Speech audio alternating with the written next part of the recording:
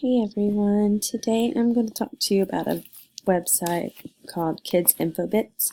So in order to get to the website, you need to go to Google and you need to type in AVL. And then you're going to search. And then the first one that pops up, maybe not the first one, but it's the Alabama Virtual Library. You can click it. At the top you have home, student resources, adult resources, and so on. You need to go to student resources. And depending on what level of students you have, mine are elementary school students, so I'm going to choose elementary school students. There are a lot of different websites you can go to. I'm going to highlight Kidsinfobits basically, so you can click on the picture or the words. And you're going to come to a website that looks like this. It's very similar to a regular search. You have your search bar, your advanced search options, and bookmark, which is where you could bookmark any of the websites that you find interesting that you would like to revisit later. The one thing I really liked about this website is that you can add it to your Google Classroom if you use it.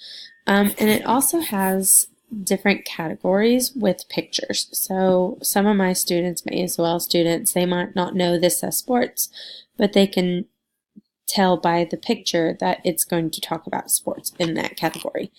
So you may go ahead and choose any category you'd like for this search. Since my students are working with animals right now, we will click animals. And then up pops more categories. So instead of just choosing any random animal, now you have different categories and different types of animals. So I'm going to go to the mammals.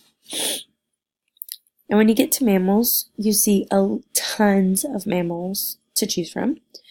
You can always change your search. They still have the categories here, and they also have the animals, the different animal categories there.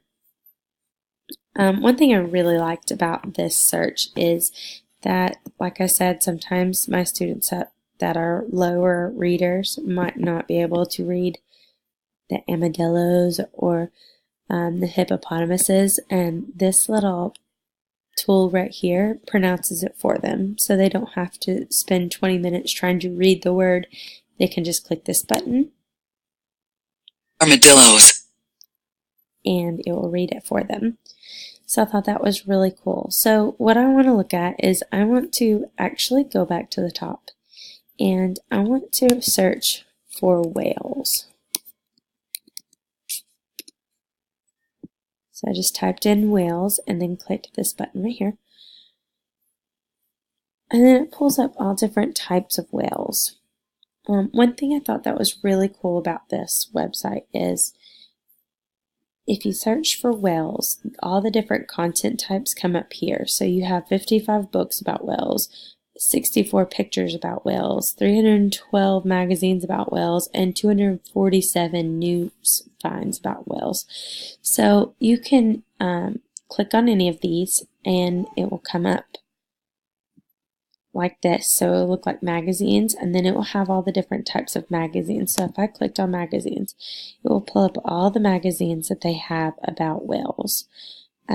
Another cool part about this search is that you could look at the content level. So maybe I have a really high reader and I want them to just look at the advanced. In this one, they don't have any advanced.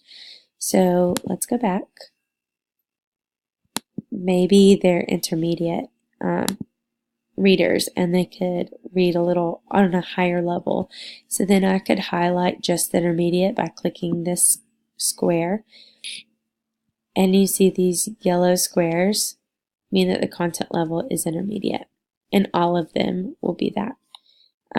If I wanted to do basic and intermediate, I could do that. And more would pop up because they have the intermediate as well as the basic.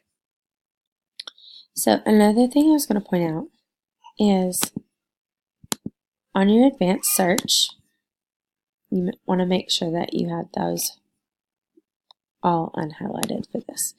So you go to advanced. If I wanted to search for whales, I could search whales.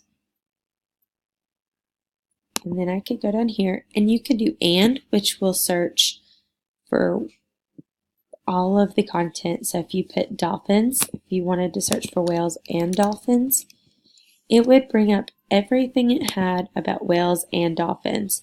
If you put or dolphins, it would choose one or the other. And if you did not, it would be whales, not dolphins. So depending on what you're looking for, depends on which one of those two words you need to use in your search. So let's do whales, not dolphins. And you can see it's all about the killer whale, the gray whales, all different types of whales. If we went back and we did and dolphins, you could see how our search would change.